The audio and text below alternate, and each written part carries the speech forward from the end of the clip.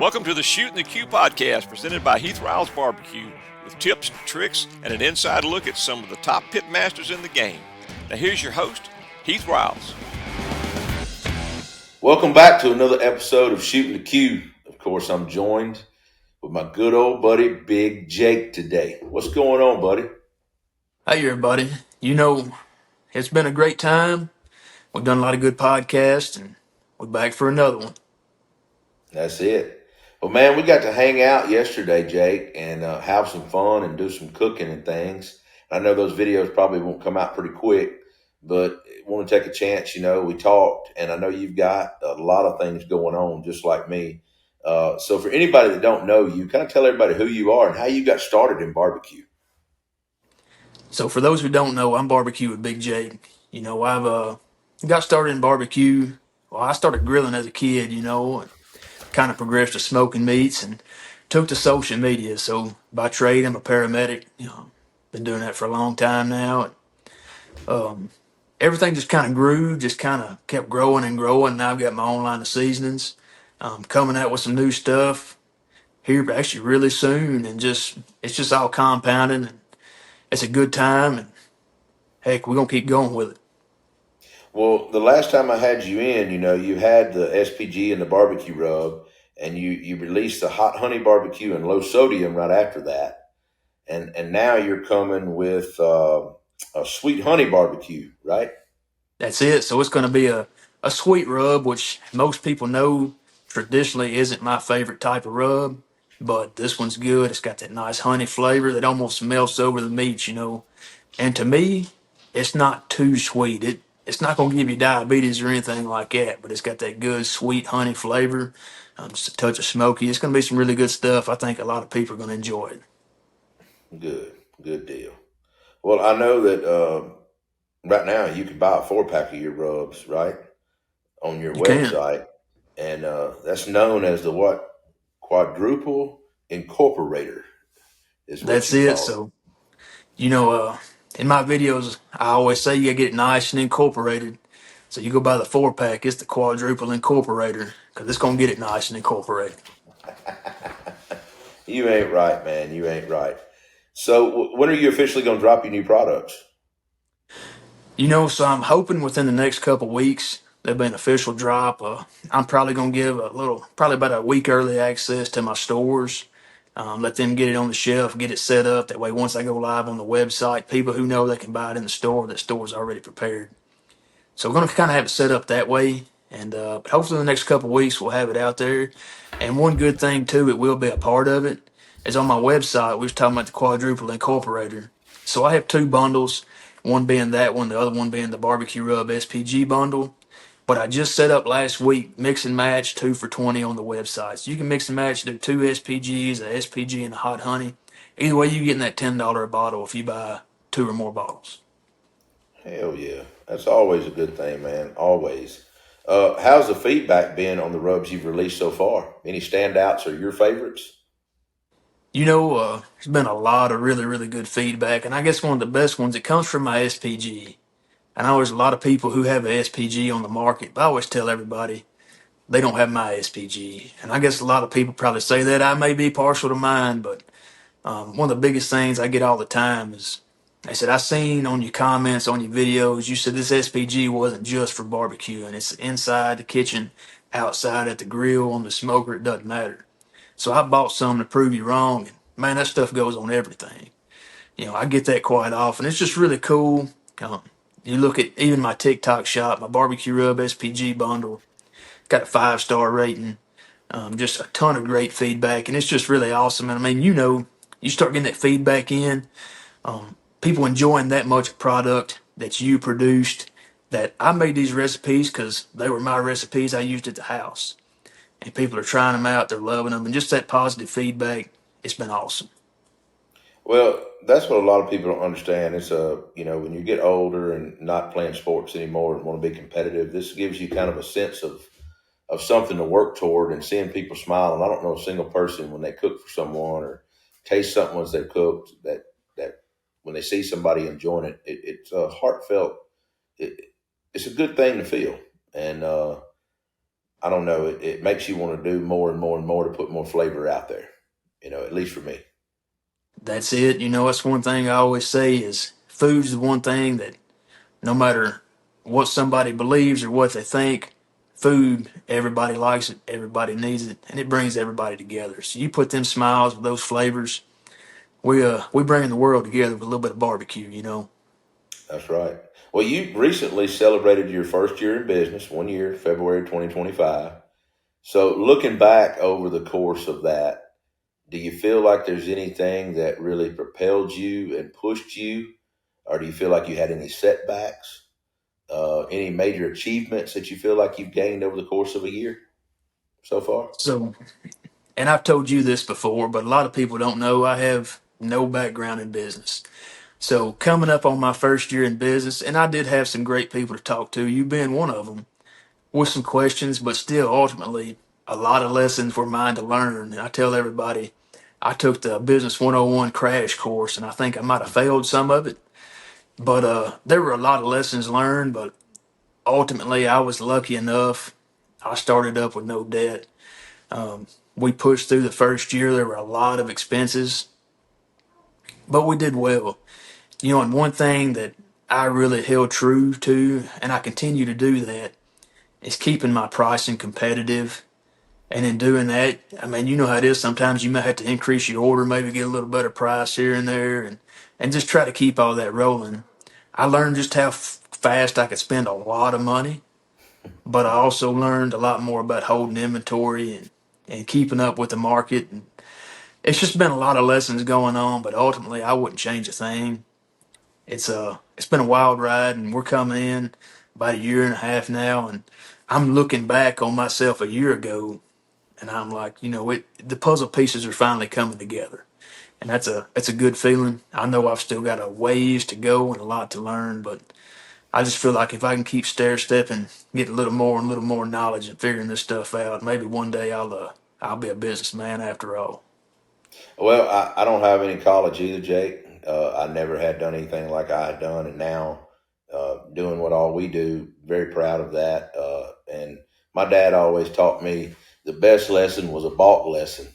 And That's it. anybody that asked me about business wise, I try to tell you, hey, this worked for me, that didn't. Not saying it's the best advice for you.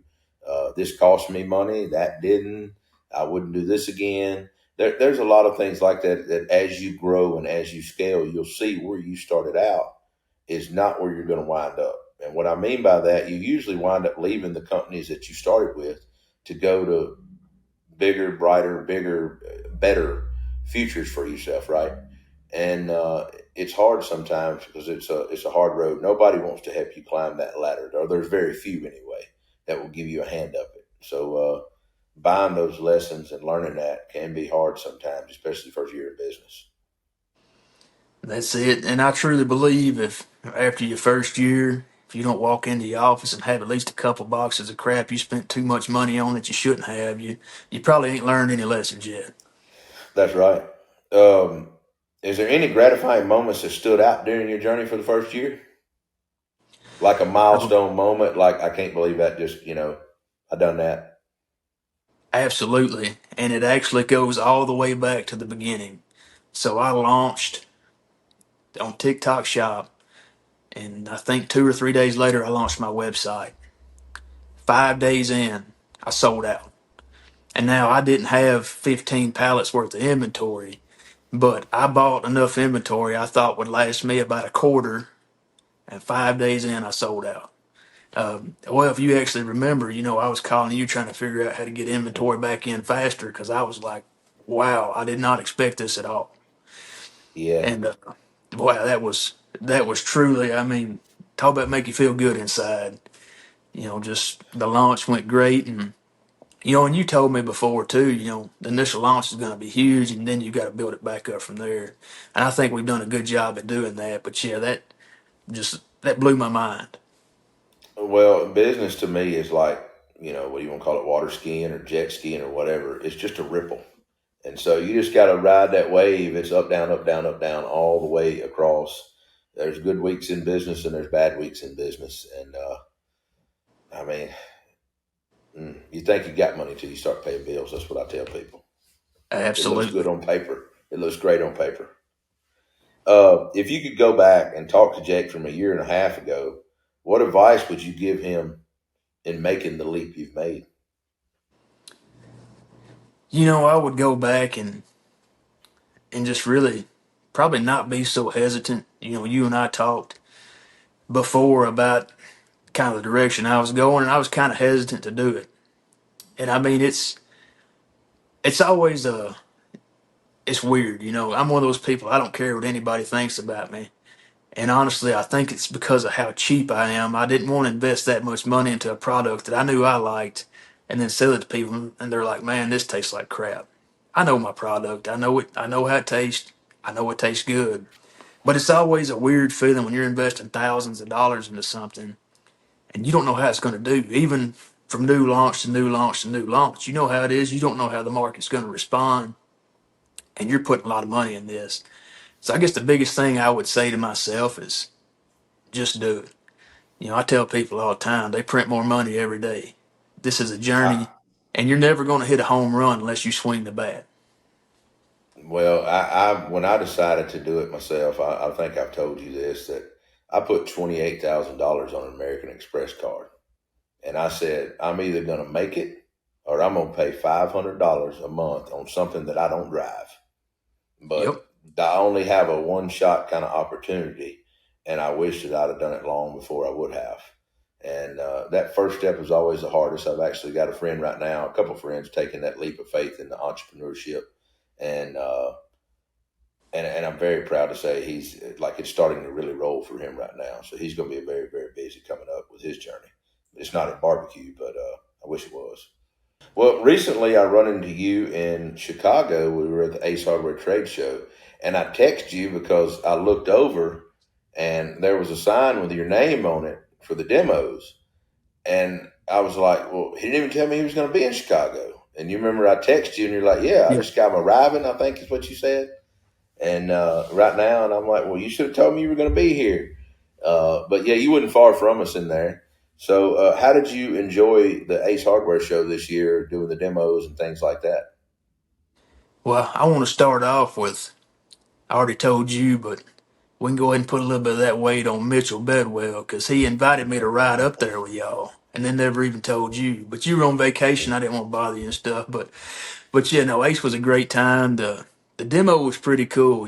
Aside from I thought they turned the microphone off when we got to serving there at the end, and I was talking business to people, and somebody said, "Hey, your mic's on." But first time in Chicago, it's a pretty cool place. I mean, I wouldn't live up there or nothing like that by any means, but no, the Ace show was great. We had a good time. Got to meet a lot of good people. It was a good event. So you were up there with Smoky Woods, who sells cooking wood and things like that. And what did you cook? You cooked wings, right? So we did samples throughout the week. We did some pork belly burn ins. We did some wings. We did some corn. And kind of incorporated some of my seasoning on everything. But for the big demo on the big stage, we did wings with my hot honey barbecue rub, which I know we actually need to do sometime because if you haven't had my hot honey barbecue wings, man, they make you go I'm crazy. gonna I'm gonna have to try them out. Definitely. Now you mentioned before that you try to post at least once a day. Are you still keeping up with everything else you got going on? Doing that too? It's kind of lessened up. As far as cooking videos, I'm trying to get out 3 to 5 a week, but I actually just started a new series and it's in its first week. I'm kind of playing around with it. Where like on Sundays, I'm posting, let me know a controversy you want my opinion on. Let me know a question you want answered about barbecue. And I'll make a video about the most liked comments on there. And just kind of almost as not really a filler video, but something that I can do in a little more timely manner to be able to try to get back up to that 7 days a week Yeah. without having to do, straight recipes all 7 days. Because aside from time, it is hard to come up, with a recipe for 7 days a week.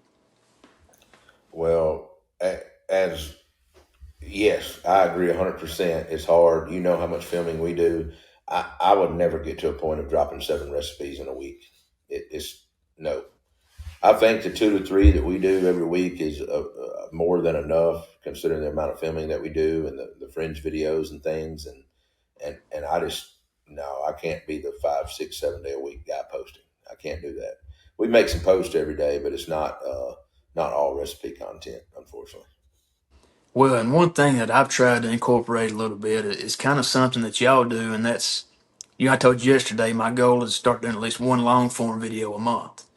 Well, I take that long form, and I can usually get 3 or 4 sections of short form out of it, post little clips throughout the week to kind of, I guess, hint toward the big Teasing. video coming up. Yeah, kind of And that's kind foreshadow. of what we do. Same thing, scenario. We film some shorts, but those longs, cutting them down like that and giving those teasers and dropping it on a certain day like that seems to work for us. That's kind of our pattern of doing things. But yeah, I encourage you to do more long form. I told you that yesterday, 100%.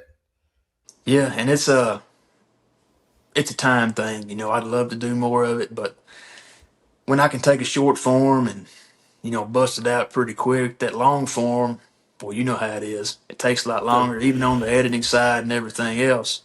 But it's worth it, and it's something that I'm trying to do more of.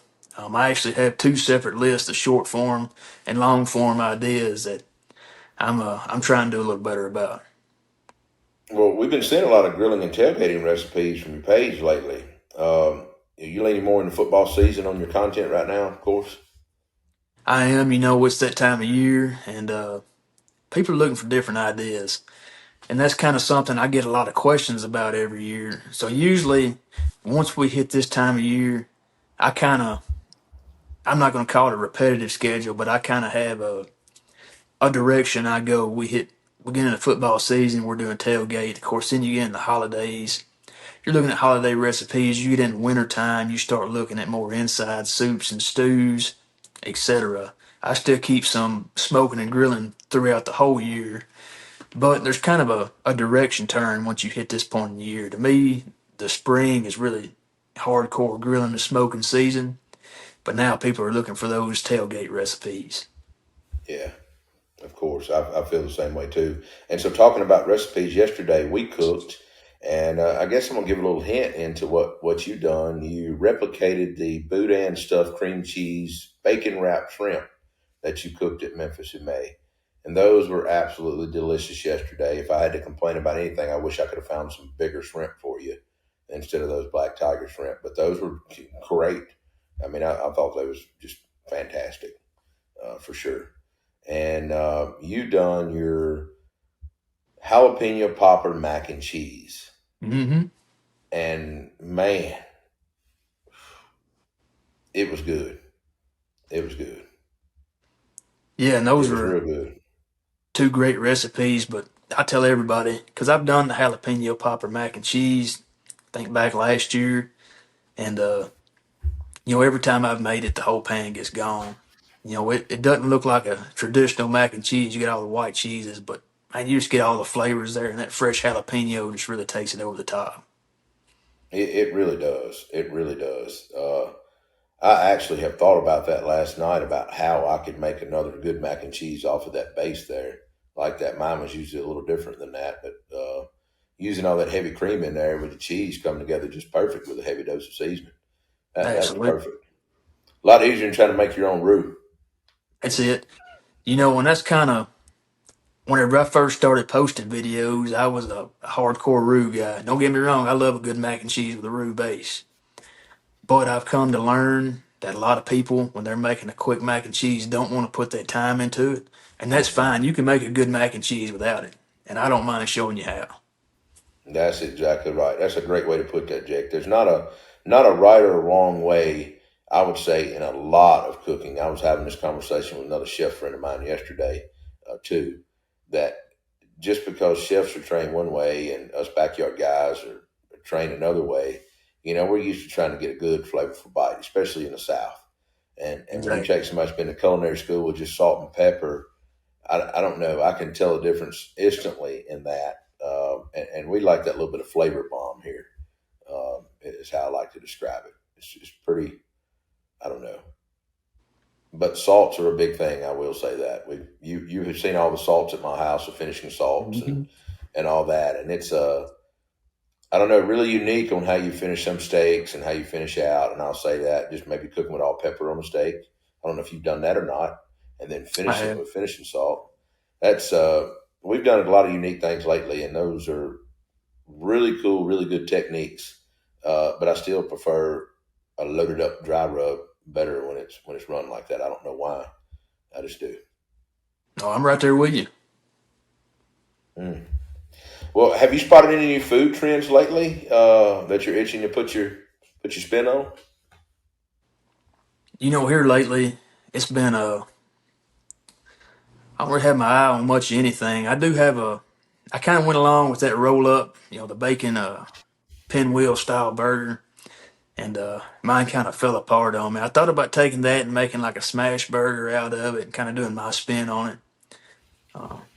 I don't know how it work out, but you'll never know till you try. I've kind of followed that one along, and it's done pretty well.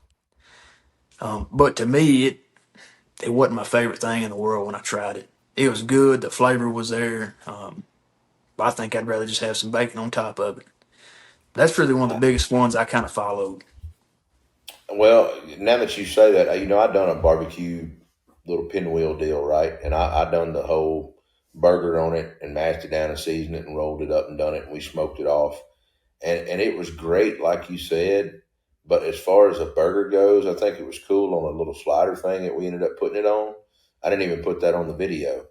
And I didn't, they shrunk up way more than I thought they would have shrunk up, personally. Um, but I'm like you. I think I would rather have them separated on that dish. That's something for me that's just wouldn't. It was good, but it wouldn't just for a burger. I think I'd rather have a traditional burger. I'm like you with bacon on top. Yeah, I'm right there with you. So, well, yesterday we went and had a burger talking about burgers. We So did. I took you to a place out in the country that many people don't know about it and don't look like much when you pull up there, but they got a pretty good burger at old Dorothy's place, don't they? They sure do. Has some good seasoning on it. And that's one thing, and I don't understand why a lot of burger places just throw some salt and pepper on it, and you'll have a good burger. But so many That's places right. miss the mark with even just salt and pepper. That's right. That's right. Well, Jake, is there anything else that I'm missing, man, that you want to talk about or tell in the crowd about that you got going on? I think we've hit a lot of it. We've got some new seasoning coming out, and like I said, the 2 for $20 on the website. I think we got a lot of stuff hit. We're gonna keep on going and do some more cooking with friends, and keep working together. A lot of people they ask all the time how we become friends, and that's a good long story starting out of Memphis in May. But That's I right. think we've hit the nail on the head with this one. Man, a lot of people just don't. I think a lot of people think that people are not approachable, and I'm just old country boy. That's it. I like hunting, fishing, cooking, friendship, fellowship. I mean, that's it. Just a simple, plain and easy. And if somebody has those same interests, I get along with those people. I That's mean, it. perfectly. And it's not always family that way. A lot of people become my family that are not blood related, is what I like to say. That's it. So it's always good to know you got good friends out there like that, for sure. 100%. But Jake, thank you for coming on with us, man, and hanging out. And thank you for coming yesterday out to the farm and doing some videos with us. And can't wait to have you back out there in this fall. I know we're gonna get together and maybe cook a big pot of soup or something, and maybe enjoy a little bit of that brown water you tasted yesterday at my place. And That's it. and Throw a this little deer time you hunting. and do a little deer hunting or something, man. We'll definitely have to do it. So Jake, I appreciate you coming on with me today, and most definitely let me know when you get back down to the house, man, and we'll hang out again. Absolutely. I appreciate you having me. And like you said, we're gonna do it again soon. All right, brother. We'll catch you on the next one. Sounds good. If you have any comments or suggestions for future episodes, please feel free to reach out to us on our social media channels. Leave us a review if you've enjoyed the show. And until next time, keep shooting the cube.